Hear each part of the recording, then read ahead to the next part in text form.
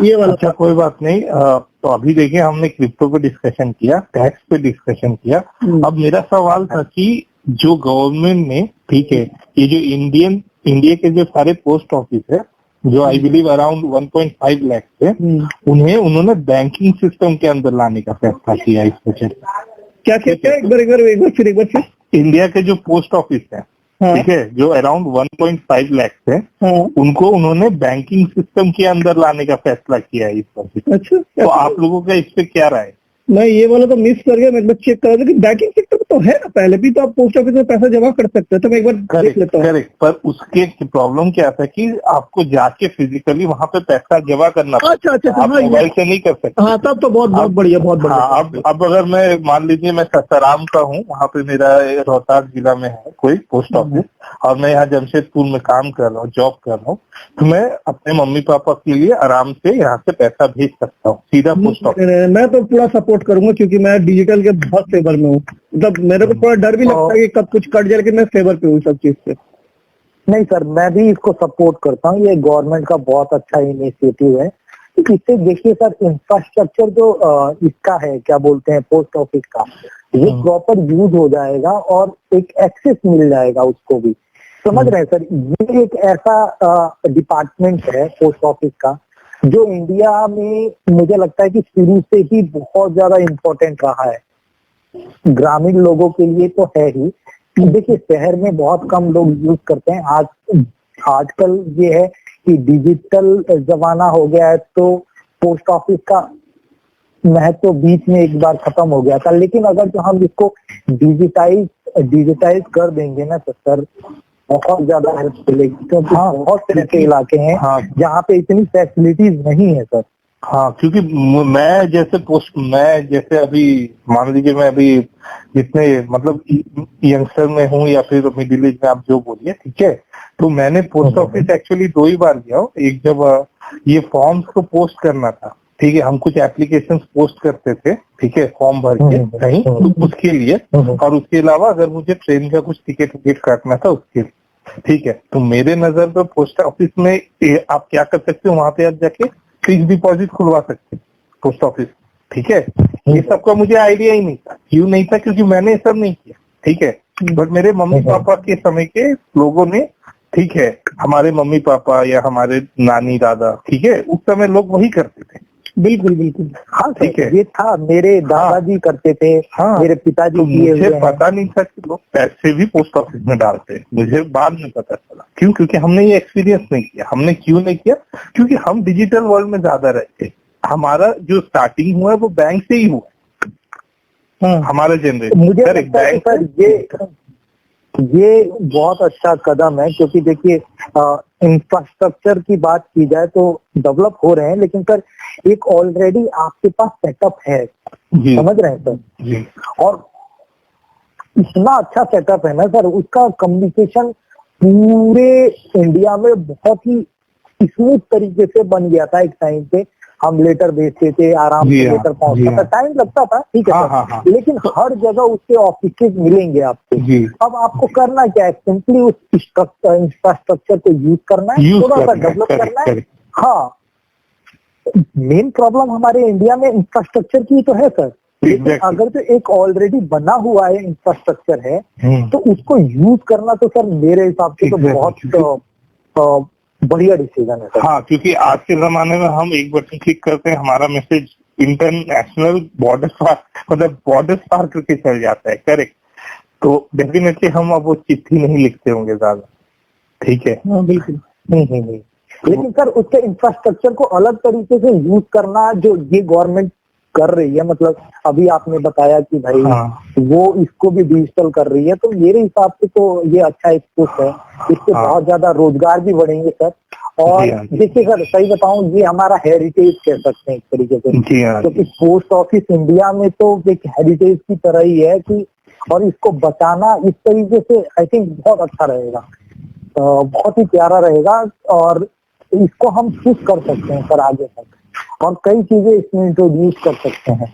बहुत ज्यादा इजी होता है गांव के लोगों को पोस्ट ऑफिस में अपने पैसे को जमा कराना, निकालना, सिर्फ सर ये वाली बात नहीं है, बात क्या है कि ट्रस्ट भी है सर। आप गांव जी हाँ, ट्रस्ट भी है एकदम। तो वो बैंक पे उतना ट्रस्ट नहीं करते हैं, नहीं जितना कर कि सकते। पोस्ट ऑफिस में जाके ट्रस्ट कर लेते हैं। एग्जैक्टली मतलब जो हमारे बुजुर्ग लोग हैं वो लोग अभी भी पोस्ट ऑफिस से ज्यादा ट्रस्ट करते हैं बैंक से। या सर, हाँ ये वाली चीज है। तो मुझे लगता है कि इससे इंडिया के बहुत फार रीजन को भी कवर किया जा सकता है, डिजिटाइज करने के साथ साथ उसे डेवलप करने का भी सर। कुंदू, आपका क्या राय इसमें? शांत।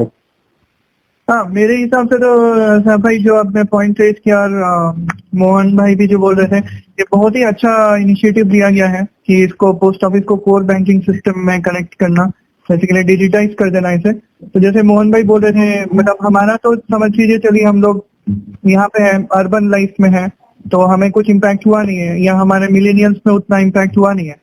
पर जो रिमोट एरियाज में है, जैसे किसान लोग, उनका जो ट्रस्ट है पोस्ट ऑफिस में ही, अभी के हिसाब से जैसे वो कोर बैंकिंग है नहीं, तो जैसे एक गांव से दूसरे गांव गए तो वहां पे लेकिन उनका खाता तो पुराने गांव में ही है ना, तो कुछ भी पोस्ट ऑफिस रिलेटेड काम होगा खाता से रिलेटेड तो उनको फिर से जाना पड़ता होगा वहां पे। तो अभी ये डिजिटाइजेशन जैसे ही इन इफेक्ट आ जाएगा तो अब वो बैरियर हट गया, तो कोई दिक्कत नहीं है। तो ये बहुत ही अच्छा मूव है जो लिया जा रहा है। तो अब हम अगले बात पे चलते हैं जो हमारे बजट में था। ठीक है, बजट में ये बोला गया कि 80 लाख हाउस बनाए जाएंगे। ठीक है, जिसमें हमारा खर्चा होगा 48,000 करोड़।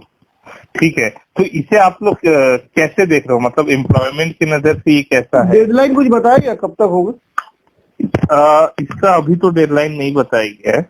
ठीक है, बट इतना बजट में लिया तो डेफिनेटली ये होना तो चाहिए 1 साल का ही। ठीक है, नहीं, 1 साल का ही होना चाहिए। 2 साल एटलीस्ट, 2 साल तो होगा।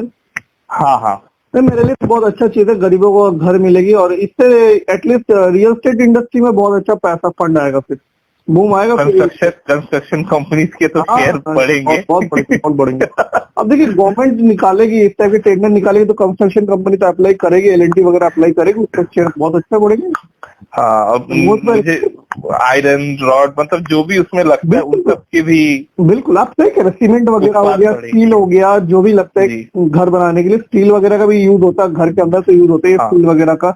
जो आजकल तो स्टील के बहुत सारे फ्रेमवर्क भी बनते हैं घर पे, वो हो गया। फिर छड़रे जो कहते हैं, आपने बोला आयरन वाला जो है, या फिर सीमेंट हो गया, बालू हो गया, इस टाइप की जो बड़े इंडस्ट्री है। सीमेंट की तो इंडस्ट्री है, मेरे को बहुत पता है, तो बहुत सारे स्टॉक मार्केट में भी बहुत अच्छे अच्छे सीमेंट कंपनीज है। एसीसी बहुत बढ़िया सीमेंट कंपनी थी 90s में, सबको पता है क्या कितना उसका शेयर गया था एक टाइम पे। तो मैं सर जहाँ तक इसे समझता हूँ एक अच्छा मूव। हाँ, मतलब इससे जॉब क्रिएट हो सकती है कि नहीं? अरे सर डेफिनेटली, आप देखिए जब भी हम इस सेक्टर की बात करते हैं, प्रॉपर्टी सेक्टर की जब बात करते हैं ना सर, तो आप देखिए कि इस तरीके की जॉब क्रिएट होती है, बहुत टाइप की जॉब क्रिएट होती है सर। एक तो जो एकदम लोअर लेवल के मजदूर टाइप के जो लोग हैं उनको भी जॉब मिलती है, ठीक है, और जो एक्सपर्ट हैं सर उनको भी जॉब मिलती है, और उनके साथ साथ वहां पे रहने वाले आसपास लोगों को भी जॉब मिलती है। ये सर मतलब बहुत छोटा मोटा काम नहीं होता है सर, कहा जाए तो। क्योंकि इसमें लोडिंग अनलोडिंग होनी है, आपको मटेरियल चाहिए, ठीक है सर, इसके अलावा आपको इंजीनियर भी चाहिए। और जब आप इतने 40 लाख करोड़ का इन्वेस्टमेंट कर रहे हैं तो सर ऑब्वियस सी बात है इसमें आपको टाइम भी लगेगा, 4-5 साल 7 साल। जी हाँ, वही मतलब टाइम तो गवर्नमेंट ने अभी नहीं बताया, तो अब कितना लगे मुझे तो अंदाजा नहीं है कितना लगेगा, आप देखिए। हाँ, लेकिन ये तो देखिए सर अपने देश में इसकी रिक्वायरमेंट है, क्योंकि आज भी बहुत से लोग मतलब काफी अलग, बहुत ही मतलब झुग्गी झोपड़ी में इनमें रहते हैं। और वो अलग कंसर्न है कि वो जानबूझ करके रहते हैं, चाहे समथिंग कुछ उनकी वो रियलिटी है, तो उस पे नहीं जाएंगे। लेकिन हाँ, अगर जो एक इन्वेस्टमेंट के पर्पज से और जॉब के बारे में देखा जाए तो सर कोई सा भी ऐसा मूव अगर जो होता है गवर्नमेंट की तरफ से तो डेफिनेटली जॉब तो क्रिएट होती है सर, काफी जॉब क्रिएट होती है, डायरेक्टली भी इनडायरेक्टली भी होती है सर। तो ये तो अच्छा मूव है सर, ये तो अच्छा मूव है। मेरे लिए सबसे बड़ा हाईलाइट है इस बजट का एक तो एक क्रिप्टो वाला पार्ट था, लेकिन उससे भी बड़ा हाईलाइट था ये कि इन्होंने एक चीज किया है और ये बहुत जन के नजर से ऊपर मतलब गया नहीं है। गवर्नमेंट ने एक चीज अनाउंस किया कि R&D डिफेंस में अब स्टार्टअप, एकेडमिया और इंडस्ट्री इन्वेस्ट कर सकती है। ये बहुत बड़ा पोजीशन है। मेड इन इंडिया बहुत इनिशिएटिव है, बहुत बढ़िया चीज है। सर दोबारा बताइए, मेरे को ये समझ में नहीं आया, थोड़ा एलोकेट कीजिए तो इसको। हाँ, सर बाय लाइन पे है ना।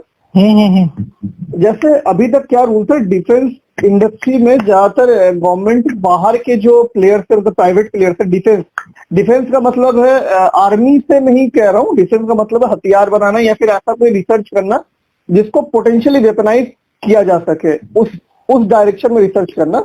तो वो तभी हो सकता था पॉसिबल जब तक या तो आपको गवर्नमेंट से कॉन्ट्रैक्ट ना मिले या गवर्नमेंट ऑथराइज वो रिसर्च ना हो। फॉर एग्जाम्पल, अगर IIT कानपुर में कोई प्रोफेसर एक माइक्रोवेव टेक्नोलॉजी में काम कर रहा है जो ये कर सकता है, जो ये मिसाइल को ट्रैक कर सकता है, तो उसको वो गवर्नमेंट से पहले परमिशन लेना पड़ेगा या किसी गवर्नमेंट प्रोजेक्ट में उसको जुड़ना पड़ेगा। यही नियम था अभी तक के लिए फिलहाल, जहां तक मेरे को पता है। और इंडस्ट्री ऑफ स्टार्टअप्स को अलाउ नहीं था कि आप इसमें ज्यादा एक्सप्लोर कर पाए, आपको यहाँ पे बहुत ज्यादा इन्वेस्ट करने का स्कोप था नहीं। तो गवर्नमेंट इसको बहुत रेस्ट्रिक्ट मार्केट किया हुआ था। लेकिन अब इस बजट में क्या किया गया है कि डिफेंस में R&D में, सिर्फ R&D मतलब रिसर्च और डेवलपमेंट में स्टार्टअप, एकेडमिया और इंडस्ट्री इन्वेस्ट कर सकती है। ये बहुत अच्छा है।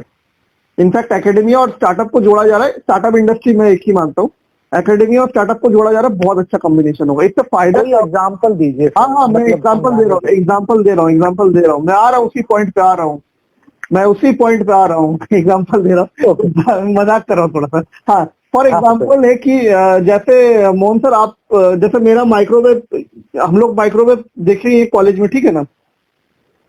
माइक्रोवेव में जो काम होता है, माइक्रोवेव डोमेन में पर्टिकुलरली जो काम होते हैं, उसमें अधिकतर टेक्नोलॉजी। साहब भाई, साइंदन भाई, आप ये माइक्रोवेव जो डोमेन है उसमें जनरली काम किया था, ये दो ही काम किया था माइक्रोवेव डोमेन में अधिकतर, या तो वो कम्युनिकेशन के लिए यूज किया था उस डोमेन को, या फिर उसको यूज किया था ये कोई अगर मिसाइल ऊपर से भेज रहा है इंडिया में, तो मिसाइल डिफेंस सिस्टम में यूज किया जाता है। बेसिकली मिसाइल डिफेंस सिस्टम में यूज किया था माइक्रोवेव को, बहुत अच्छे से यूज होता है माइक्रोवेव उसमें, या फिर और भी कोई रेडिएशन उसमें यूज होता है। तो अभी तक क्या था कि उसमें सिर्फ गवर्नमेंट ही रिसर्च कर सकती थी या गवर्नमेंट के प्रोजेक्ट में ही रिसर्च हो सकता था। अब क्या हो जाए कि अगर स्टार्टअप इस क्षेत्र में आने लगे तो कोई नया प्रोडक्ट हमें देखने मिलेगा मार्केट में या शार्क टैंक इंडिया में अगले साल, जिसमें कोई डिफेंस सेक्टर का स्टार्टअप आ जाए। कहने का मतलब यही है प्लेन भाषा में, डिफेंस सेक्टर में इन्वेस्ट कर सकता है स्टार्टअप। कोई गन बना सकता है, कोई मिसाइल टेक्नोलॉजी ला सकता है, कोई माइक्रोवेव टेक्नोलॉजी ला सकता है, कुछ भी ला सकता है। वो अनलिमिटेड सोर्स है इसमें। मैं शायद समझा नहीं पाया ठीक से। तो वो किस हद तक रहेगा, डेवलपिंग साइड तक रहेगा या रिसर्च साइड, मतलब प्रोटोटाइप क्रिएट कर सकता है या उसको फुल्ली डेवलप कर सकता है? हाँ, ये क्या मतलब गवर्नमेंट ने किसमें छूट दी है, मतलब सर? हाँ, ये लगभग होगा ना कि थोड़ा सा public partner, private partnership type का होगा ये। इन कोलैबोरेट आपको अगर करना होगा तो कोलैबोरेट करना पड़ेगा आपको DRDO या SPV मॉडल के थ्रू। तो ये पब्लिक प्राइवेट पार्टनरशिप के थ्रू होगा। लेकिन हाँ, एटलीस्ट वो गवर्नमेंट अलाउ तो की है ना कि आप उसमें स्टार्ट। ये मूव भी बहुत अच्छा है, क्योंकि मुझे लगता है कि देखिए, जब आप किसी भी चीज को ओपन मार्केट में ले आते हैं ना सर, तो उसे एक्सप्लोर करने वाले लोगों की संख्या बढ़ जाती है। इससे फायदा क्या होगा? नए नए आइडियाज, जैसे कि कई बार हमारे आइडियाज हमारे पास रह जाते हैं।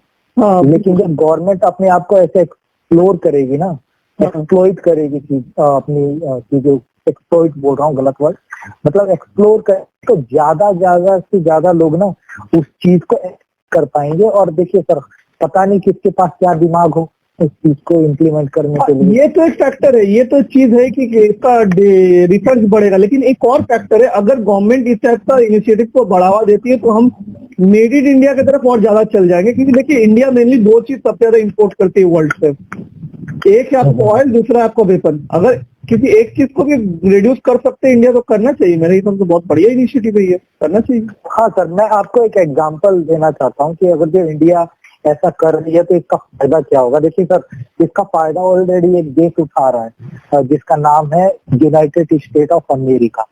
एक्चुअली इन लोगों ने अपने यहाँ रिसर्च को बहुत पहले ही फ्री कर दिया था, जिससे क्रिएट हुआ एलोन मस्क एक ब्लू डार्ट करके कंपनी है। रिसर्च तो इंडिया में भी फ्री है। हाँ, आप कह सकते हैं इस पर्टिकुलर एरिया में फ्री नहीं था। हाँ, इंडिया में भी एक इंडिया में भी अब ये चीजें क्रिएट हो रही है। आप डिफेंस को स्पेस के साथ कंफ्यूज कर रहे हैं मोहन सर।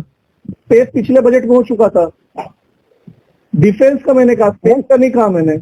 और एलोन मस्क नहीं सर, मैं वो चीजें समझ सकता हूँ कि आपने डिफेंस का कहा। मैं ये कह रहा हूँ कि जब आप गवर्नमेंट की तरफ से इस चीजों को एक्सप्लोर हाँ, बिल्कुल बिल्कुल छूट जब देते हैं, बिल्कुल, हाँ, तब इस तरीके से नए नए एंटरप्रेन्योर क्रिएट होते बिल्कुल, वो अपने आइडिया को ज्यादा अच्छे से एक्सप्लोर कर पाते हैं। आप इंडिया में ऐसा चीजें हुआ है।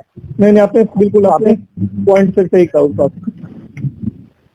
तो ये सर अच्छा रहता है एक्चुअली, ये ना इकोनॉमी को बूस्ट तो देते ही हैं, साथ साथ आपकी इकोनॉमी में पैसे पंप करने के साथ साथ अदर इन्वेस्टमेंट को भी बढ़ा देते हैं बाहरी। बिल्कुल, लेकिन बहुत अच्छी चीज है सर। बिल्कुल।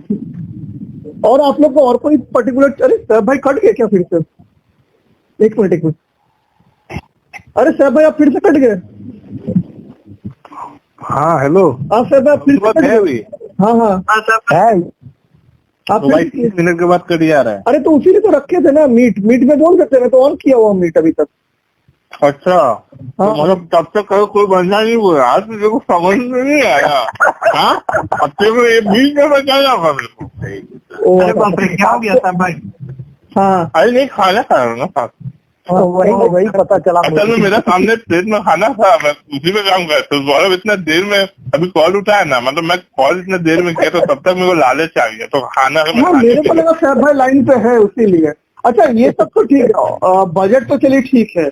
और ये कैसा लगा ये अभी ये क्रिप्टो करेंसी का जो सिचुएशन चल रहा, प्रैक्टिकली पूछ रहा, आप लोग इन्वेस्ट करने का मूड में है क्रिप्टो में फिलहाल? अभी मैं नहीं कर सकता हूँ, मेरे को पैसा स्टॉक के लिए जोड़ के रखना। नहीं, मनी नहीं। नहीं, मैं आपको उस सेंस पे नहीं बोल रहा हूँ। मान लीजिए आपके पास आज मनी है, तब क्या करिएगा आप क्रिप्टो में इन्वेस्ट? हाँ देखो, इन्वेस्टमेंट कभी भी आप इन्वेस्टमेंट करते हो तो एक होता है कैलकुलेटेड रिस्क। हाँ, कैलकुलेटेड रिस्क लेना है आपको, और उतना पैसा के लिए लेना है कि अगर वो चल भी गया तो तुम्हारा फाइनेंशियली कुछ होना नहीं चाहिए। बिल्कुल। जैसे मेरा अगर सैलरी 40,000 है तो ऑफकोर्स मैं एक साल में 10,000 रुपया क्रिप्टो करेंसी में डाल सकता हूँ। बिल्कुल। या 20,000। कैलकुलेटेड रिस्क आप चाहते हैं बेसिकली? ये मेरा कैलकुलेटेड रिस्क पे चलेगा। और सामने में आपका क्या सोच है? हाँ, मेरा ये है कि मतलब हाँ, एरिया एक्सप्लोर करने लायक है, लेकिन मेरा पर्सनल इंटरेस्ट पे अगर बात करेगा तो मेरा पर्सनल इंटरेस्ट में तो स्टॉक मार्केट ही है। तो मैं तो अभी थोड़ा ऑर्थोडॉक्स में वाला जो बैकग्राउंड वैसे में हूँ कि हाँ, थोड़ा मतलब स्टॉक मार्केट को एक्सप्लोर कर रहा हूँ अभी। नहीं, बिल्कुल। और मोहन सर आपका क्या सोच है? करिएगा अगर पैसे हुए तो आपके पास? ये हाइपोथेटिकल नहीं सर, पैसे देखिए अभी भी है, लेकिन प्रॉब्लम ये है कि सर मैं इस सेक्टर को ज्यादा एक्सप्लोर कभी किया नहीं, मतलब मुझे इसका जानकारी नहीं है। और कभी भी मैं कोई चीज करूंगा ना तो जैसे सैफ भाई कह रहे हैं कि कैलकुलेट करके फिर कैलकुलेटेड का मतलब कभी नहीं है कि कुछ स्टॉक के जैसा बिटकॉइन अभी ज्यादा चल रहा, मैं पैसा ना, मतलब है आप नहीं लगे। हाँ वही चीज मोहन सर बोल रहे, ये चीज ही है। मेरा भी यही कहना है कि पहले मुझे उसकी समझदारी आनी चाहिए, मुझे पता होना चाहिए कि एक्चुअली ये वर्क कैसे करता है।